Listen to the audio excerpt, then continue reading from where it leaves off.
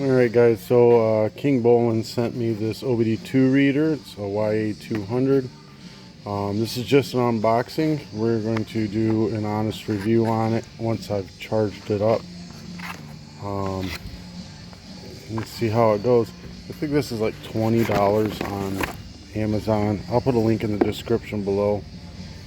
If this thing does work good, it's a nice thing to have, since we charge $100 and something for a... Well, that looks cool. We charge $100 and something for a Diag. It'd be nice to have your own tool.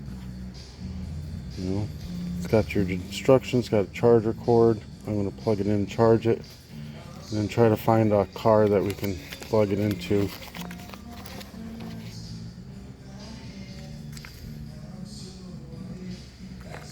We'll go over all the instructions another time and figure out how this thing works.